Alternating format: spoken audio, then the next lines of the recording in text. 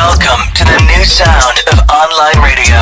Welcome to the sound of Universal Broadcasting Network. A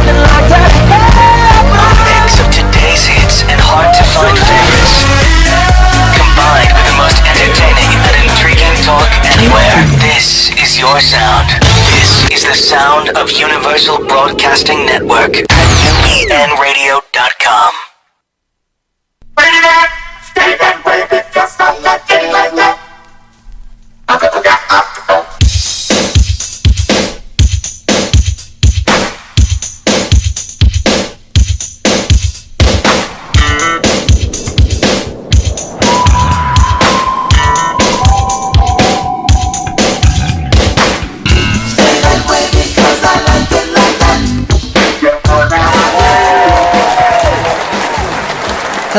Hello, and welcome to the Larry Yates' Show. We're so happy to have you here from around the world, listening from the north, the south, the east, the west, and across the continent.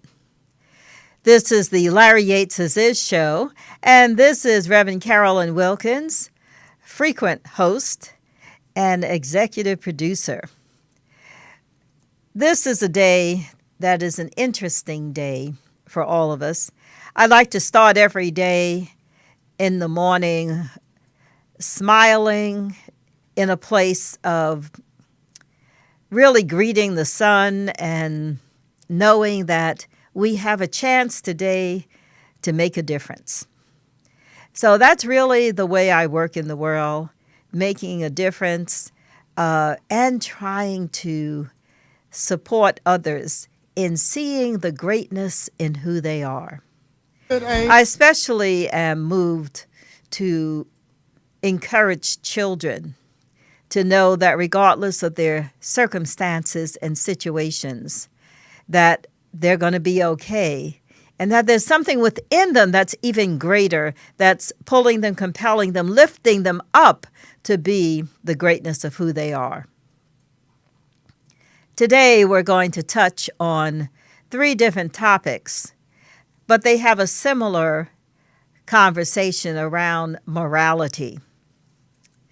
We're going to initially look at a call for morality through the Poor People's Campaign. And then we're going to take a moment and talk about the border families. What is happening in our nation and how we treat people. And then we're going to do a third topic around a call for civility. We've all heard that in the last few weeks, so we're going to talk about that a little bit. So I'm going to start with the Poor People's Campaign. I've talked about it before. How did we get here? How did we get to a place that there are thousands of people around this country who are marching, getting addressed, speaking up, going to the capitals of 31 states, and choosing to be arrested for a campaign that is organized in transforming the actions in this country? The pillars of the Poor People's Campaign have been shared. It is written from work of Reverend Dr. William Barber, who has done the Moral Mondays for the last 20 years and is reclaiming and reestablishing and bringing new life to the Poor People's Campaign that was started by Martin Luther King in 1968. There are 5 pillars within the campaign: systemic racism, poverty, the war, economy, and militarism, ecological devastation, and a distorted morality. We've had lots of conversations about systemic racism and oppression. We've talked about white privilege also. How did we get here where there was so much work towards civil rights and treating people with a sense of dignity and humanity? How did we get to a place where we seem so separate and apart with different goals in mind? How did we get here where people of color who may come from another country, another continent, are no longer welcome in this country? That's what's behind systemic racism. Another pillar is poverty. Poverty, low wages, lack of jobs. There are jobs coming to this country. Lots of the jobs, though, are high tech or production, high-level jobs that everyone is not prepared for. Everyone has not gone to college, has degrees in programming, and there are opportunities, but the poverty continues, and it includes homelessness. I'm not sure you're aware, but at least 1/3 of people who are homeless are what's called the working poor. So a lot of people think that people are homeless because they don't want to work. People don't want to work. But that's not true at all. There's a great deal of homelessness because people aren't making enough money. Minimum wage of $10.25 does not add up to being able to have a decent home, a decent apartment, or put gas in the car if you have a car. So there are many people who are sleeping in their cars, whole families sleeping in their cars. So the idea of poverty is broader than poverty itself, but it's about our war, about what we demand in inequality and homelessness. The other pillar is the war economy and militarism. So much of the U.S. budget goes into protecting our safety, which I think is important. But we are stockpiling missiles, airplanes, submarines, having vehicles built, and keeping armies and military up. I know we need to protect our country, and at the same time, spending as much as we do on keeping peace through acting as though war is going to happen at any moment. There needs to be a more intelligent way of addressing this. I don't know if I have the complete answer, and perhaps you'll call in and share what you think your answer is. But I do know that when we go through the budgeting process, it's much more effective if we look at taking care of education, taking care of housing and health, so that the people who are here can prosper and have liberty and justice and freedom. The other area is ecological devastation. And this particular administration seems to be making it a little bit worse by pulling back some of the laws and policies that were brought in by the Obama administration regarding gas, oil spills, drilling for oil. Areas like Standing Rock are being made available for pipelines to come through. But we have to take care of our land, our earth. No one can do it for us. And as we have more investment in just making money through the capitalism that we are focused on, we're forgetting about the animals, the air, the water.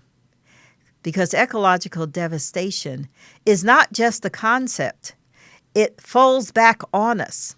If we don't treat the oceans correctly and we dump water in the oceans and we don't treat the lands that we have and fill them with landfill and garbage, then the air we breathe is going to be full of toxins.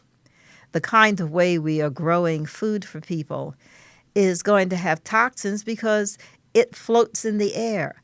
I'm not sure if we understand that what goes up comes back down. It's a very simple concept.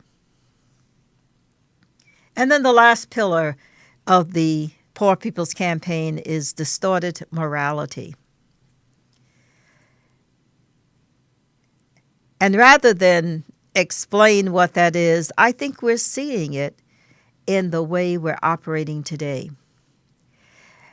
The call for being more civil, treating people with courtesy and respect, knowing that people are valuable, have a human dignity. That's something we're falling away from.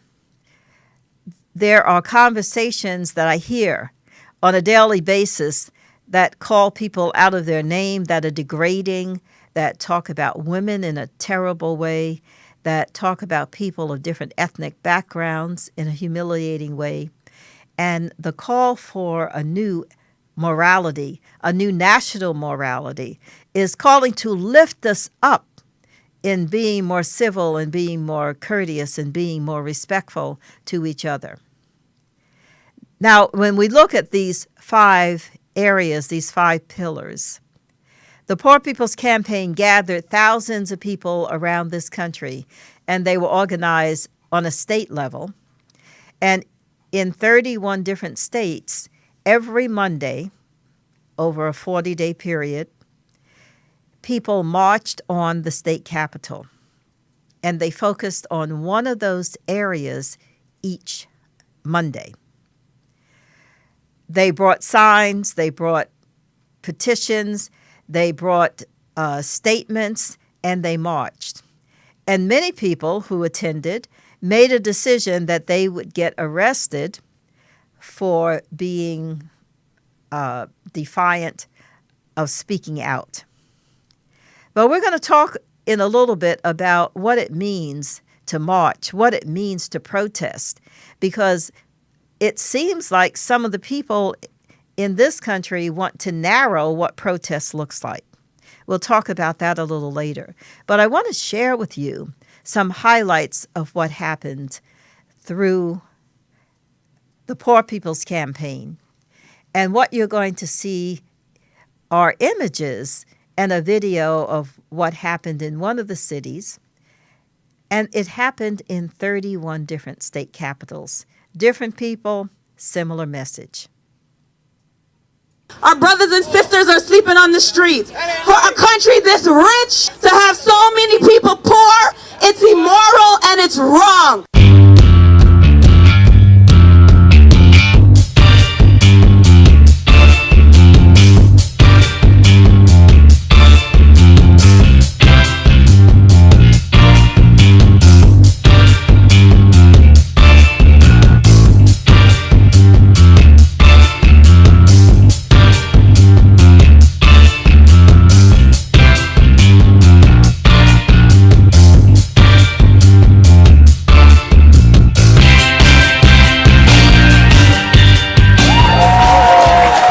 Days of moral action.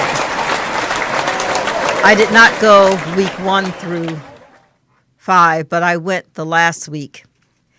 And I drove up to Sacramento and spent a day that Monday in preparation through training. There was training for 3 different groups.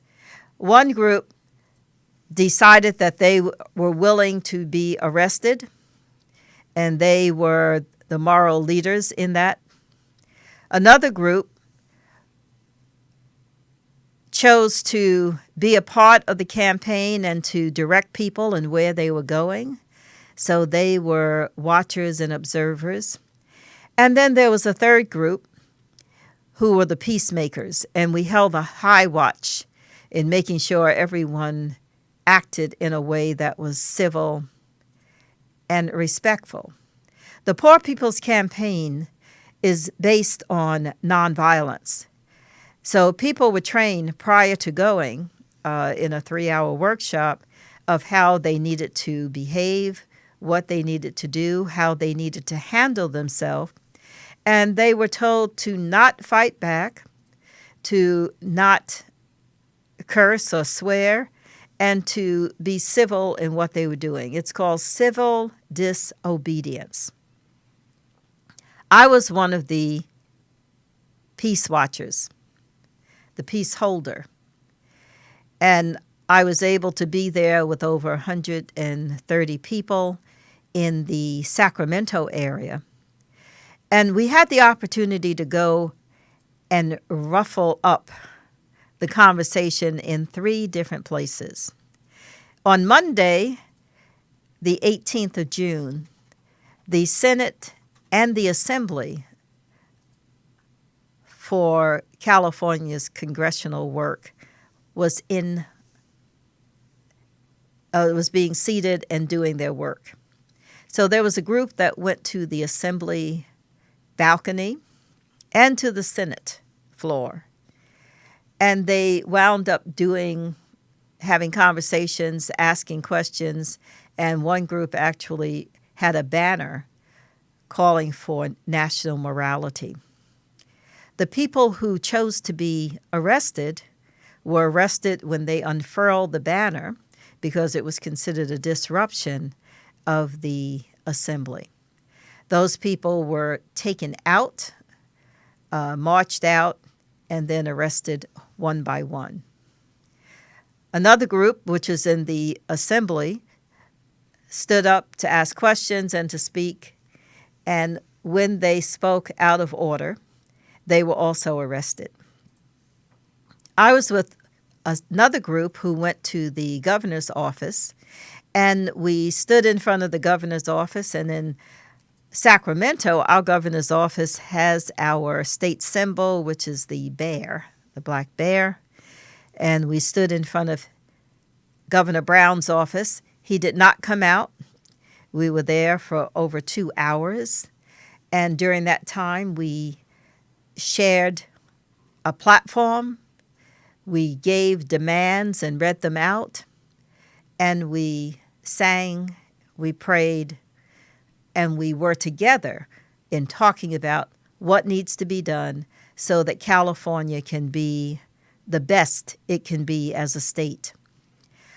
Over those 31 different states, people did that in their respective state capitals. And this past Saturday, on June, it was last week, on June the 17th, we wound up having a rally in Washington, D.C., where everyone attended. I gave you the wrong date. It was the 23rd, where people attended a rally in Washington, D.C., and Dr. Barber and Reverend Liz showed up. As far as the overall impact of the program, what I know is it riled up and made people aware of the challenges that were going on in this country that are not the major headlines, but they're the headlines in our hearts because we wonder, how did we get here? How did we wind up being in a place where we lack such a sense of morality? How did we get here where people who work can't work enough hours to stay in a home? In the Los Angeles area and other major cities in New York and Boston, Washington, D.C., Atlanta, all these places have a situation where technology is coming in, people are able to be paid higher wages, and they're the haves and the have-nots in all of these areas. So I encourage you to go to their website, poorpeoplescampaign.org, and you will find more information about what they're doing.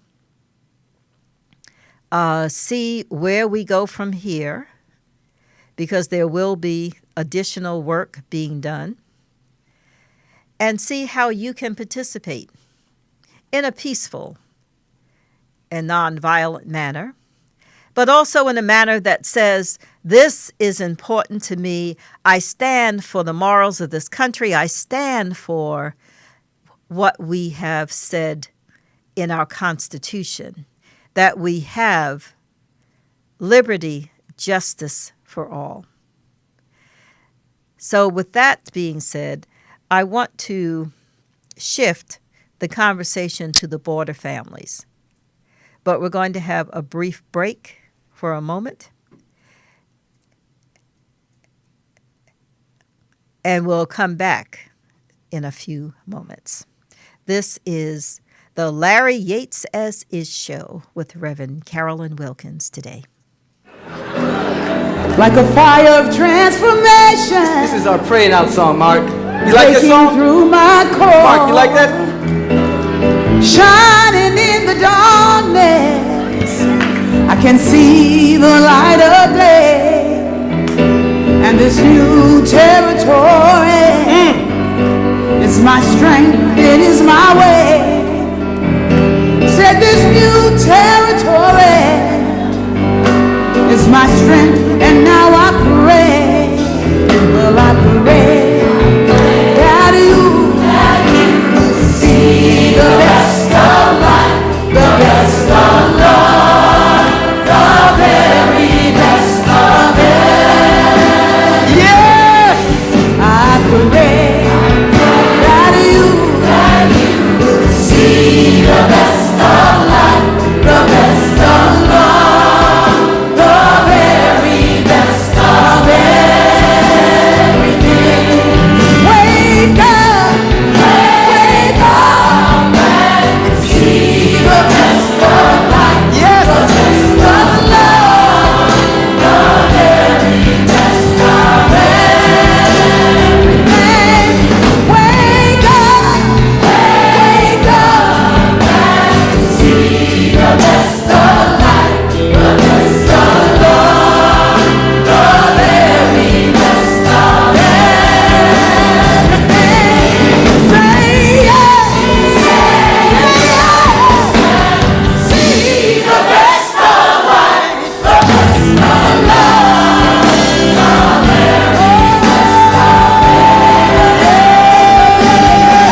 best of everything. See the best of life, the best of love, the very best of everything.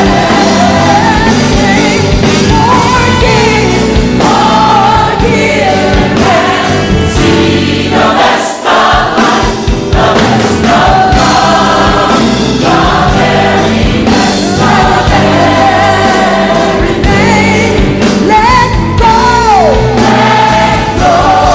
and see the best of life, the best of love, the very best of everything. I pray that you see the best of life, the best of love, the very best of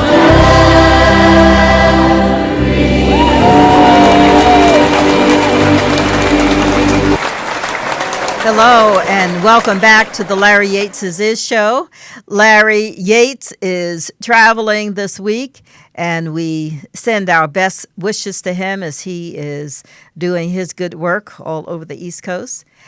This is Reverend Carolyn Wilkins. I'm an activist, I'm a speaker, I'm a workshop leader, and my work is about dignity, respect, humanity, and morality.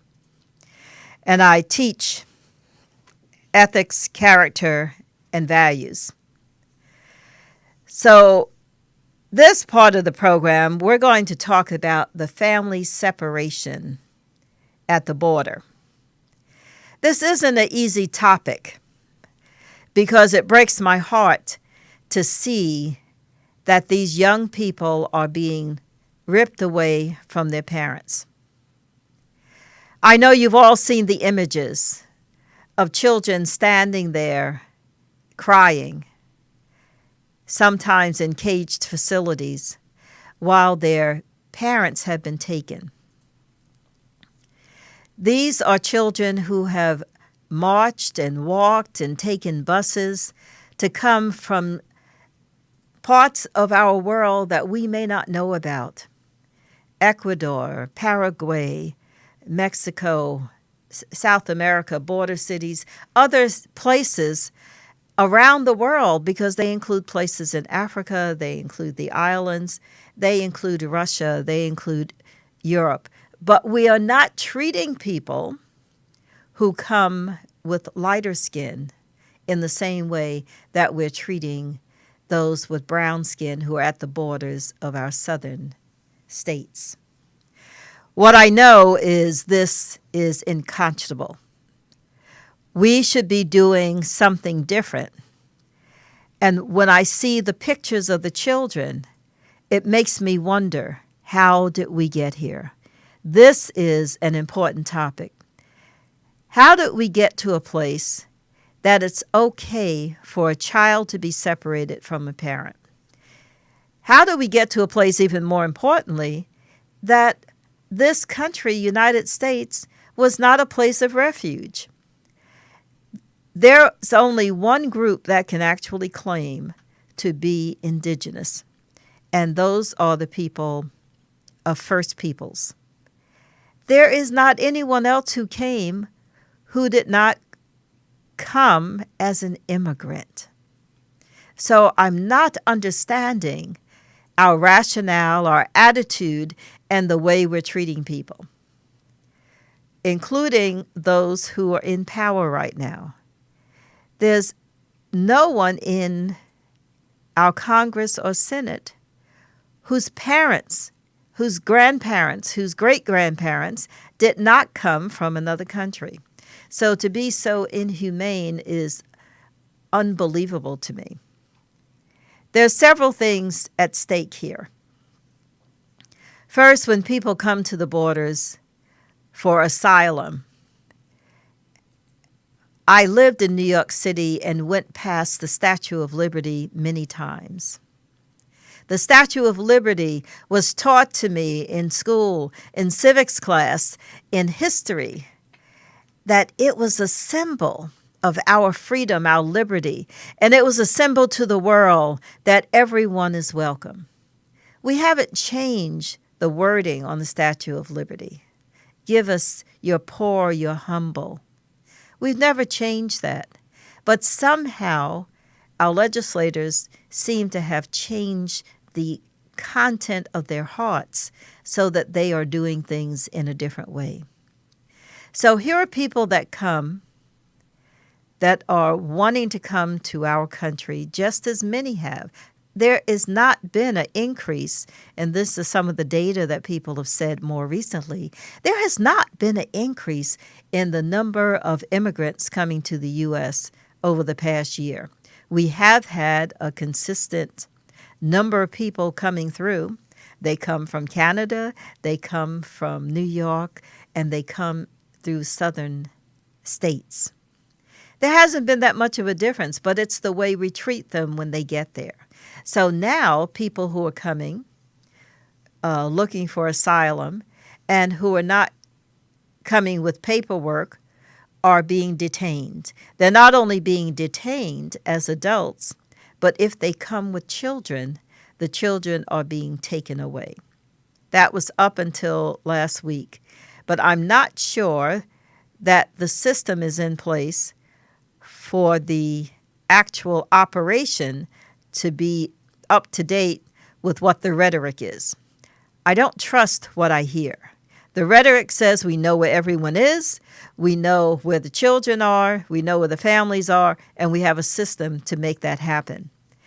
But when it was first introduced, the director of Homeland Security was not able to answer any simple questions about how many, where they are, and how do we get to them. So I am not confident personally that there is a clear order in the House. Where are we today? We're told that over 2,200 and maybe as many as 3,000 children have been separated from their parents, and they have been placed in detention centers and shelters in 17 states across the country, across our country. Now, I want you to just take a breath with me and think about this. If you have children or grandchildren and you went to visit somebody in another city or state, what would you feel like if they said, no, you're not registered, we don't have you on a list, and you can't come in? Not only can you not come in, but I'm going to put you in jail, and I'm going to take the children. Would you stand for it? Absolutely not. So why are you standing for our government doing the same thing to people who come here in peace? That's a challenge for me. It's difficult. And I call you to your higher sense of morality. Stand up for these children. Protest. Speak up. Write letters. Send money to organizations that are making a difference. Some of the things that I've seen in the news is that when there's a Salvadorian man who sought asylum with his daughter, he was deported without her. A 9-year-old daughter is now in this country without her father, and then he's not supposed to come back. It makes no sense. Women have been protesting on Capitol Hill in Washington, D.C., to call for an end to family separation. There are quite a few marches that are going to take place in major cities, including Los Angeles and New York, I believe. And look for marches. Sometimes we don't think it makes a difference. But as you could see, when the women got together last year to protest after Trump's election, the world carried the news, and the world carried the message that the vote of women is important, the policies for women are important, and we must take care and handle our relationship with women in a better way. And from that, I believe the Me Too movement gained steam and recognition. In addition, that we know that there's a zero tolerance on the situation for family separation. And that's a real challenge, because by them saying there's zero tolerance, that means when people come, they don't have any way to pursue another option. And they're taken to detention centers and eventually moved to shelters. The separation and detention are not humanitarian ways to deal with families. As you think about our children, and I know you've heard this maybe too many times, but to me, there can't be enough times for you to open your heart to find something to do to correct the situation. Children as young as infants have been taken away from their parents. Can you imagine being 3, 4, 5 years old, coming with your parents, whether you walked or took a bus, taken from your parents? You cry, and even if you came with a family, you're not supposed to stay with the family and be comforted by them, because they're separating boys from girls. I heard of a family that came, and there were 4 of them. There were 2 girls and 2 boys. And they were caught hugging each other and crying. And this was from a young man who was working as a translator at one of the shelters. And he was told to come and tell them to not hug, stop hugging. And he refused to do that. He said it didn't make any sense that these children could not hug each other. It's bad enough that their parents weren't available and they were missing their parents. There have been a lot of commentators who have talked about the long-term psychological impact of separating children from their families. And so there's more to come. There's sadness, there's heartbreak, but there's long-term consequences for these children that is in their memory. And some of the psychologists have said Some of them are so young that they don't know what happened. They just know in their bodies and souls that they are in trauma. So as they grow older, they're not even going to know how to express what happens, and it may show up in disparate ways that are not conducive to them keeping a job or staying in school. So we're going to have to hold this in the highest, whether it's in prayer or contemplation. But please take action. If you haven't marched, if you haven't gone out to do anything, this is one of those causes that you should get up and make a difference. So I am on a platform. I am on this speaker thing, and I am encouraging and supporting you in making a difference. Have a candlelight vigil on a corner. Gather neighbors together, even in your own facility, and come together, maybe do some sort of fundraising campaign. And then as you do the fundraising campaign, send the monies to United Nations programs. Salvation Army takes in money for these programs, and there are other organizations that are humanitarian in nature that support children. They're right there right now trying to make a difference. So I'm going to take a breath.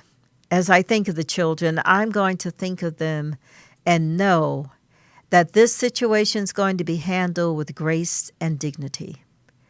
I stand in knowing that the children are going to bond with each other in these facilities, and they're going to come out stronger, not weaker. I stand in knowing that they'll meet new friends that they didn't know before, and they will come to be activists as they grow up. They'll also be young people who have a sense of justice and humanity just because they're in this situation. So the actions are speaking louder than words. I pray that they don't come out with anger and bitterness, but that they come out with a sense of justice and humanity. And before we close our program, I want to have a brief conversation about civility.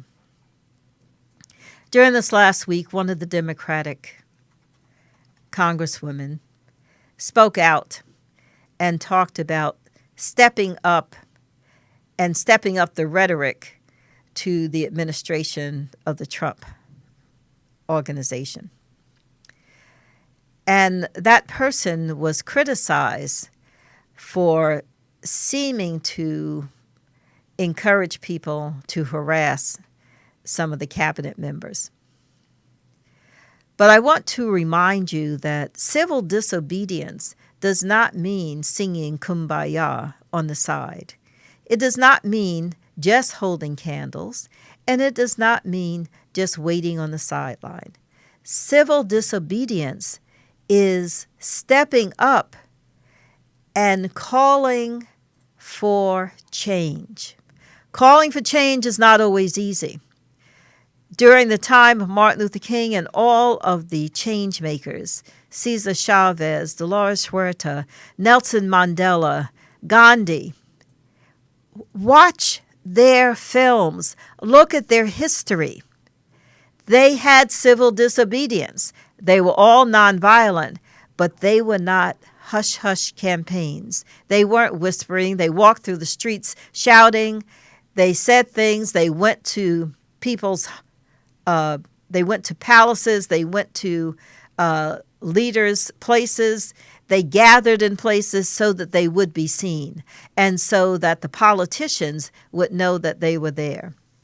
So why are we calling for this level of civility when we have an uncivil leader and we have laws that are uncivil and activities by Homeland Security and the police that are uncivil? Why are we calling for this idea of civility after a congresswoman of color said a word, harassment, that people thought was too strong? Now, I believe in civil engagement. I believe in marching, and I believe that there's a way to do this. But it's so interesting to me, this is my comment, that this call for civility has not been after 45 made horrible remarks about women, has talked about people of color and people that come across our borders as infestation, as rodents, has talked about people as bringing disease to our country. That is harassing our people in this country and those who are coming here. So I'm not calling for civility if that's not what is called for. I'm calling for civil disobedience. And it comes in many forms. It comes in protests. It comes in marching. It shows up as letter writing. Write a congressperson, write a senator, write the president, and say, I do not agree. They read what you write. Make sure you're sending your message. Stand on a corner and say, this is not appropriate. Say, I stand for liberty, justice, equality for all. I stand for our Constitution, and I'm going to make a difference in the lives of others, whether it's for my family or my family's family. I am here because I've got the benefit of the education of this country, of the systems of this country, and each of you can say you gain something. So as we are looking at this idea of civility, I was going to share some of the thoughts that I've heard from commentators, but I'm really clear that they're uneducated, uninformed, and don't understand the process of civil disobedience that was used by King, Gandhi, Nelson Mandela, Chavez, and other leaders around the world. So I encourage anyone in the sound of my voice, look up history. It's repeating itself. And it's time for all of us to stand up, wake up, and get up. And I'm going to end with a quote from someone that I really honor. It's Reverend Dr. James Lawson. He was the strategist behind Martin Luther King's Memphis work. And every month he does a workshop on nonviolence. And I followed him and been with him in programs for the last 7 years or so. He's been doing the program for 20 years, since 9/11. But in his last program, I was very touched by something he said, that your story is an instrument for the journey of life, the quality and how you have made a difference in becoming who you wanted to be. So tell your story. And I encourage you not only to tell your story, but to make sure your story has something of value, significance, and that you made an impact in the world.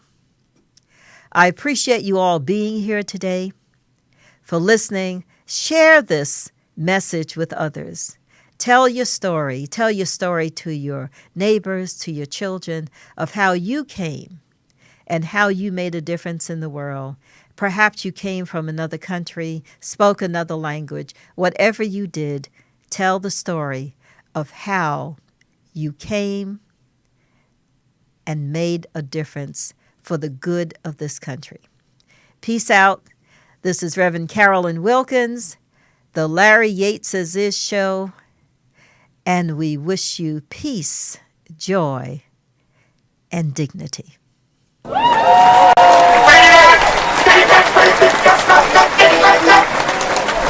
I'm